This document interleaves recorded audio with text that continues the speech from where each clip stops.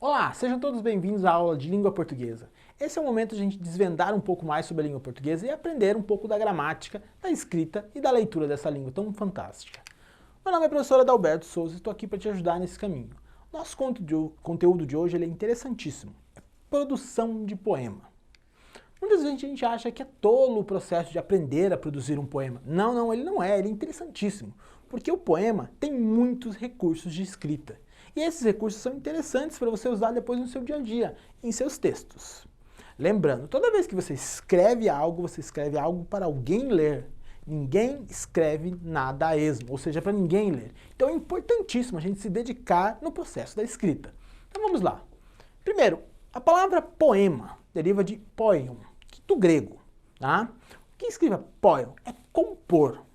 Você vai pegar um emaranhado de palavras e vai compor um texto.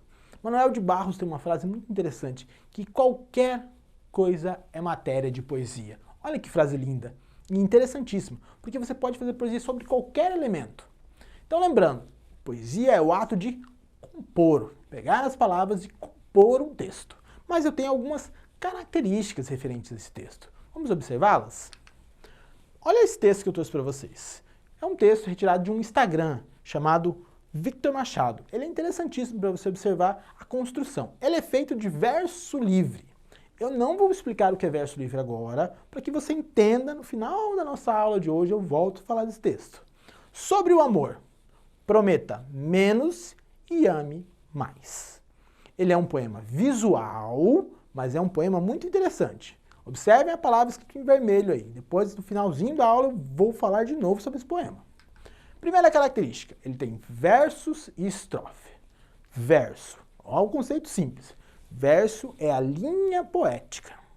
Tá? Poema não é organizado em prosa. Poema é organizado em verso. Cada linha do texto é um verso. O conjunto de versos forma uma estrofe. Vamos observar no texto? Eu trouxe um texto de Cairo de Assis. Vamos ler apenas a primeira estrofe. Pelas poesias que vi, pelos sonhos que sonhei, pelas coisas que curti, pelos homens que amei. Observa, o conjunto de versos forma uma estrofe. Bem simples aí, tá? Então, quando eu for produzir um texto poético, eu posso usar esta organização de versos ou estrofe. Lembra-se do texto que eu apresentei no começo? Ele é um texto chamado de verso livre, porque ele não tem organização por estrofe. Bom, a gente sempre vai voltar naquele texto para a gente lembrar um pouquinho sobre ele.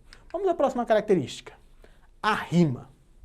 Rima pode acontecer no final do verso, no meio do verso, ou pode não haver rima.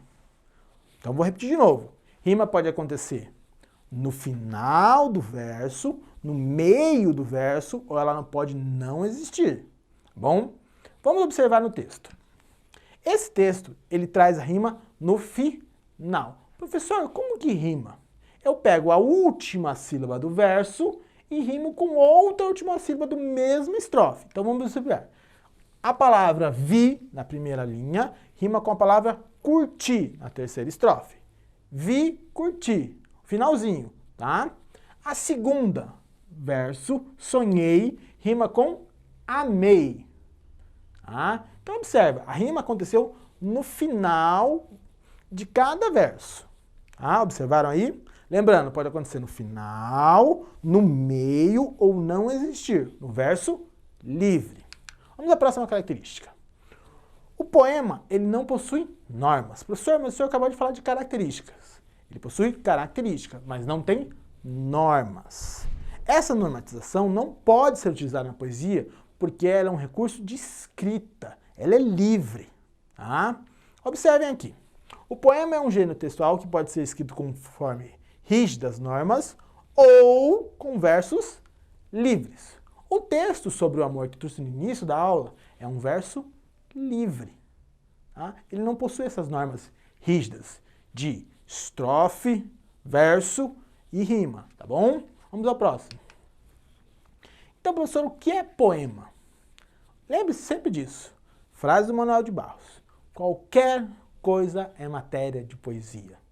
Qualquer elemento, qualquer objeto, qualquer imagem, qualquer pessoa é matéria de poesia. Mas para produzir uma poesia, eu preciso utilizar recursos estilísticos, recursos de escrita. Eu preciso pensar se meu texto vai ter rima, se ele não vai ter rima, se ele vai ser um verso livre, se ele não vai ser, se ele vai ter figuras de linguagem, se ele não vai. Então, ao pensar em escrever um texto, eu preciso pensar na sua organização. Observe aqui esse textinho que eu trouxe para vocês refletirem um pouco.